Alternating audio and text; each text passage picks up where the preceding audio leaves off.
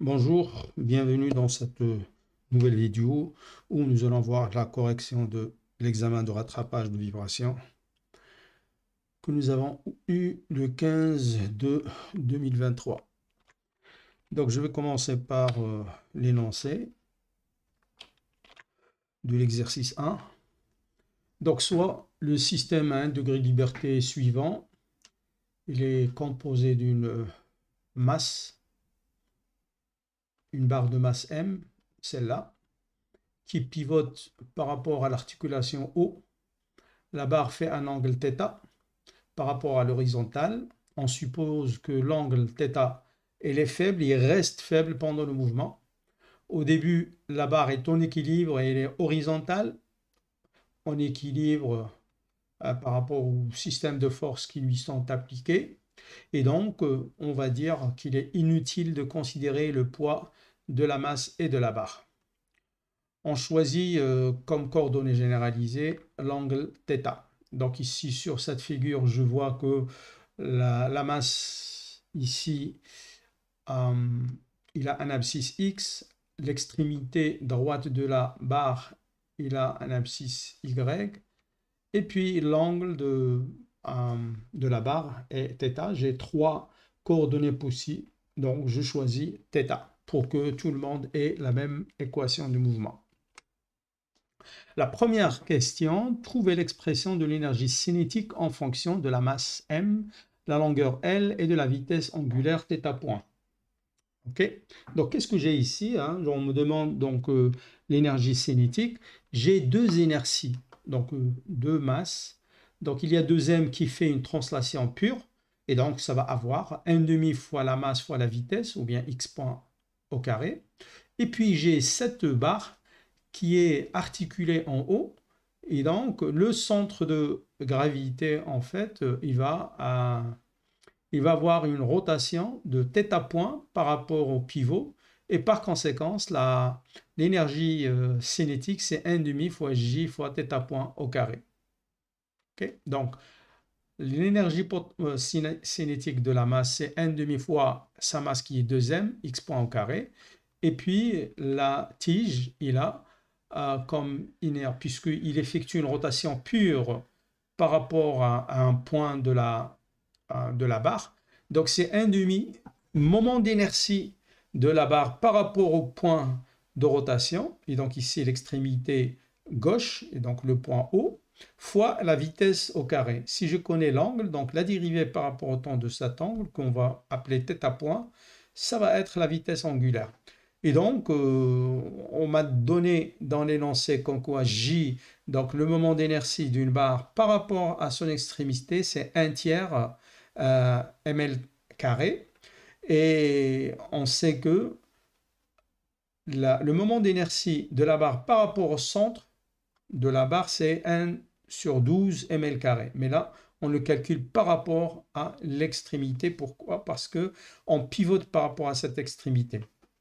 Et donc, ce qu'il faut faire, c'est exprimer le déplacement de la masse par rapport à la rotation, parce qu'on voit qu'ils sont liés. Donc, le mouvement de ce point-là entraîne systématiquement le mouvement de toute la masse. Donc, il y a une relation directe entre θ et x. Alors, si x est faible, nous allons confondre l'arc qui est décrit par le centre de gravité de la barre, et puis la distance parcourue dans le sens vertical qui n'est autre que x. Et donc, je peux dire que x est égal à L sur 2 fois θ. Et si c'est le cas, donc puisque L ne varie pas, hein, la distance entre l'extrémité et le centre de gravité, il est toujours de L sur 2. Donc, quand je vais dériver, je vais avoir une relation similaire. La vitesse de déplacement de la masse est égale à L sur 2, la vitesse angulaire. Je remplace dans l'équation que j'ai obtenue de l'énergie cinétique. Donc, je remplace x point par L sur 2 θ point et j'obtiens donc l'énergie cinétique, c'est 5 sur 12 ml carré θ point au carré. Deuxième question, trouvez l'expression de l'énergie potentielle.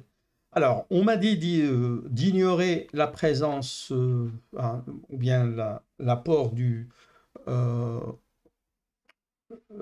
de la pesanteur. Donc, je ne vais pas tenir compte que là, en changeant d'abscisse, on va avoir l'énergie potentielle de la masse qui change.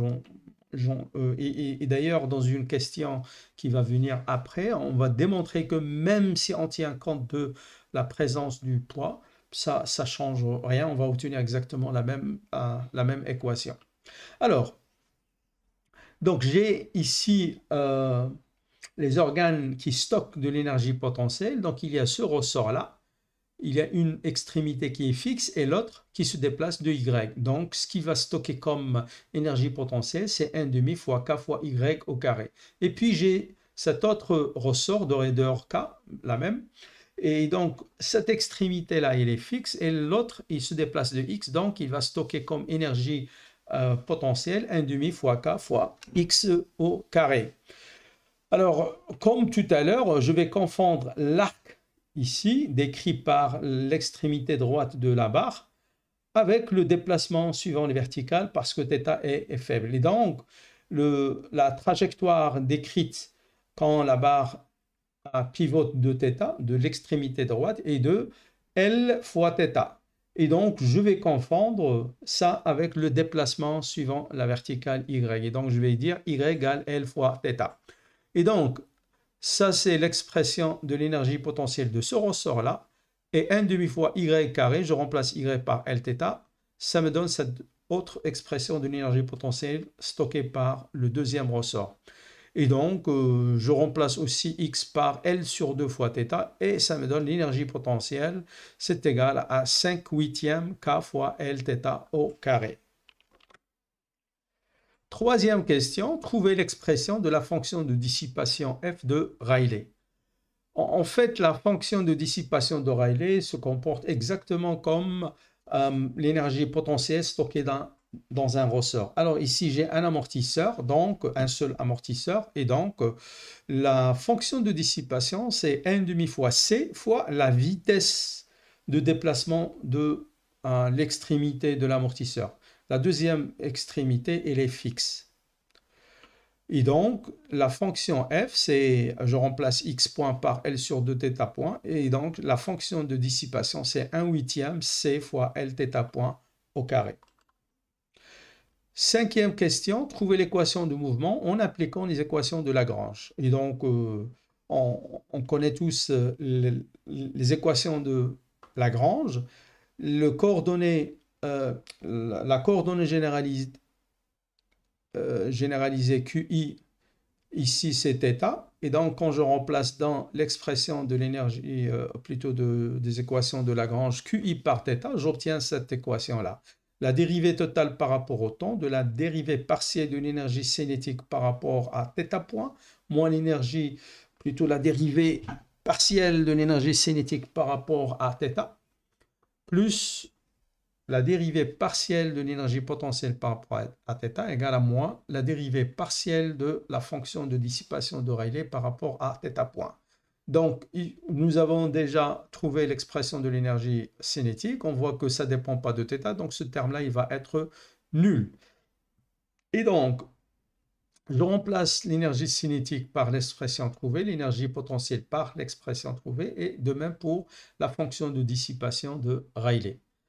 Et je développe, ici attention, je dérive, c'est une dérivée partielle par rapport à θ point, donc je considère en fait θ point comme variable. Et donc par exemple ici, ça va donner 5 sur 12 ml carré fois 2 θ point. Ce n'est pas θ point θ seconde, parce que je dérive par rapport à θ point. OK? Je développe et voilà l'équation qu'on m'a demandé de trouver. Je simplifie par L carré. J'ai L carré au niveau des trois termes, et donc je simplifie et je trouve l'équation qu'on m'a demandé de démontrer. Alors, sixième question, trouver les mêmes équations de mouvement en appliquant le principe fondamental de la dynamique. Donc, je ne veux pas utiliser de principe énergétique. On va travailler avec les forces et appliquer le principe fondamental de la dynamique qui s'écrit soit sigma des forces égale m gamma appliqué à une masse en mouvement, soit sigma des moments égale j θ seconde lorsque il s'agit donc d'une inertie qui est en rotation. Donc, ce qu'on va faire, on va isoler cette masse 2m. Et je vais remplacer les éléments qui sont en contact avec cette masse par leurs effets. Alors, si par exemple je déplace la masse 2m vers le haut, donc je vois que le ressort, il va essayer de retenir la masse et donc il va tirer vers le bas.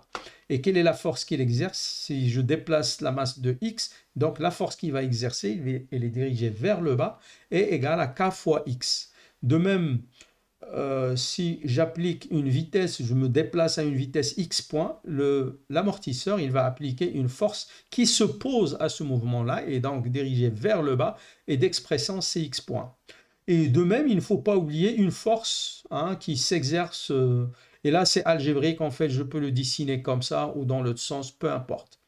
Ok, donc je le dessine vers le bas, et en fait on va le voir juste après, c'est le bon sens, même si on le fait dans l'autre sens, c'est pas grave. L'essentiel donc c'est de remplacer donc cette tige, donc la barre, il va avoir comme effet, il va appliquer une force sur la masse 2m. Et donc, je le dessine. Et donc, j'applique le principe fondamental de la dynamique à cette masse. Donc, j'ai la masse 2m fois l'accélération, donc la dérivée seconde par rapport au temps de x, égale, puisque la force kx est dirigée vers le bas, donc je la considère négative, moins kx. En fait, toutes les forces y sont dirigées vers le bas, donc ça me donne moins kx, moins t, moins cx point. Ça, d'une part. Donc ça, c'est le premier sous-ensemble. J'ai une masse, je l'isole.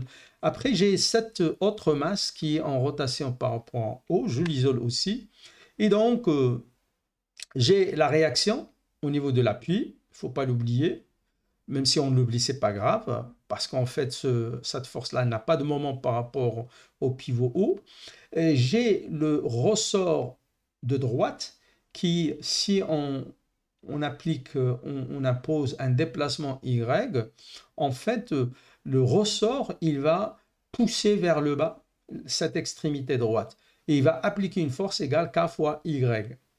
Et là, c'est pour cela, tout à l'heure, je dis, même si on se trompe sur le sens, en fait, si la tige applique une force sur la masse vers le bas, la masse, à son tour, il va appliquer une force vers le haut sur la barre. Et donc, même si on change le sens, c'est pas grave. L'essentiel, c'est que j'ai le principe de l'action et de la réaction qui est appliqué. Donc, si une masse applique sur une autre masse une force dans un sens, la deuxième masse, il va appliquer une force qui est égale en intensité, mais dans le sens inverse. Et donc, voilà toutes les forces qui s'exercent sur la barre. J'applique le principe fondamental de la dynamique à cette barre. Et donc, j'ai sigma des moments égale à j θ second, puisque cette barre-là, il va tourner avec un angle θ. Et donc, il va avoir une vitesse angulaire θ point et une accélération angulaire θ 2 points. Et donc, là aussi, on va faire une petite simplification. En fait, le bras de levier, c'est pas T fois L sur 2 pour la force T. Mais là, on va avoir un T fois cosinus, etc. Mais θ, elle est faible. Et donc, là aussi, je vais faire une petite simplification. Donc, ce bras de levier ici, donc, le L sur 2L est là. C'est l'hypoténuse, mais nous, on va prendre cette distance suivant l'horizontale. Sinon, on va avoir une équation non linéaire. Mais dans tous les cas, si l'angle est faible, donc on va avoir un 1 moins cosinus θ qui est proche de 1. Donc, voilà. Donc, j'ai la force T qui va créer plutôt un couple positif dans ce sens-là, et la force KY, elle, il va essayer de faire tourner la barre dans le sens inverse. Et donc, je vais dire moins la force qui est K fois θ fois L fois le bras de levier, qui est là aussi une simplification. Je ne prends pas l'hypoténuse, je considère la distance suivant l'horizontale entre le point d'application de la force et le pivot. Et donc, voilà. Donc, qu'est-ce qu'on va faire maintenant? Tout simplement, on va prendre ce T-là, on va le déduire à partir de la première équation. Donc, je vais avoir T égale à moins 2mx de point, moins kx moins cx point. Et puis, on va l'injecter dans cette deuxième équation. Et donc, c'est ce que on a fait. Ce qui est entre parenthèses, en fait, c'est l'expression de T. OK? C'est moins T, en fait. Je remplace J par 1 tiers ml carré. Je développe, etc., etc. Et je tombe exactement sur la même équation que nous avons trouvée lorsque nous avons appliqué les équations de Lagrange. Septième question, je crois. Quelle est la condition sur le coefficient d'amortissement C pour que l'amortissement soit critique? Alors, on ne voudrait pas calculer le taux d'amortissement. Nous allons utiliser tout simplement le C. Et donc, pour juger de le type d'amortissement que nous avons, je vous rappelle, c'est soit surcritique, soit critique, soit sous-critique. Donc, il suffit de comparer C au coefficient C critique, qui correspond à un amortissement critique. Et donc, la relation entre le coefficient C pour un système à 1 degré de liberté simple, donc une masse supportée par un ressort K et un amortisseur de coefficient C, donc c'est C égale à 2 fois zeta m oméga n. Et donc, quand zeta égale à 1, je vais avoir le C critique, c'est égal à 2 fois m oméga n. Mais, en fait, ici, il faut faire attention. On va parler de le C équivalent, de la masse équivalente du ressort. Pourquoi? Parce que je vous rappelle l'équation que nous avons trouvée, c'est 5 sur 6 m plus 1 sur 4 c θ point plus 5 sur k fois θ. Et donc, je vais avoir une masse équivalente de 5 sixièmes m, une raideur équivalente de 5 quarts k et un C équivalent de 1 quart de C. Par exemple, pour calculer la pulsation propre, c'est la racine carrée, pas de K sur M, parce que nous avons ici les coefficients qui sont différents. Et donc, je vais prendre le coefficient de θ, qui est 5 quarts de K, et le coefficient de θ de point, ça donne 5 sixièmes de M. Et donc, ça donne racine carrée de 3K sur 2M. Alors, donc, le C critique, c'est égal à 2 fois M équivalent, qui est 5 sixièmes M, fois oméga n qu'on vient de calculer, racine carrée de 3K sur 2M. Et donc, ça donne 5 racine carrée de Km sur 6. Et donc, ce C critique, il faut le comparer par rapport au C qu'on doit nous donner pour pouvoir dire est-ce que l'amortissement est sous-critique, critique ou surcritique. Alors, sans calculer le taux d'amortissement, quelle est la nature de l'amortissement? Et là, on donne des valeurs. M, c'est 1,5 kg, K égale 250 Newton par mètre, C égale 0,125 Newton par mètre par seconde, et puis la longueur L, la longueur de la barre, de 45 cm. Donc, il suffit de calculer, nous avons déjà l'expression du C critique, c'est 5 racine carrée de Km sur 6. Donc là, il suffit de remplacer par les valeurs numériques et on trouve un C critique de 39,53. 39,53, elle est très supérieure au C de 0,125 et par conséquence, l'amortissement, elle est sous-critique. Et là, en fait, ce n'est pas CCR supérieur, mais très supérieur. Ça veut dire que l'amortissement, il va être très, très faible. Justement, on nous demande de calculer le taux d'amortissement. Le taux d'amortissement, c'est tout simplement le C équivalent divisé par le C critique.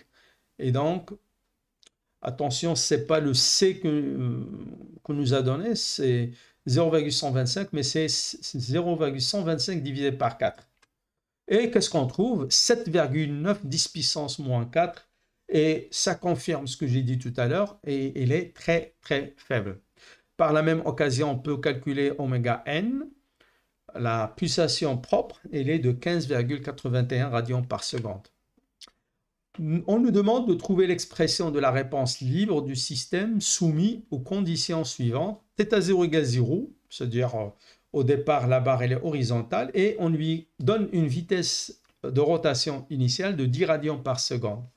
Donc la réponse, dans le cas général, la réponse d'un système, donc un système à 1 degré de liberté qui est excité par des conditions initiales, c'est θ égale exponentielle, bien sûr en présence d'amortissement de coefficient zeta.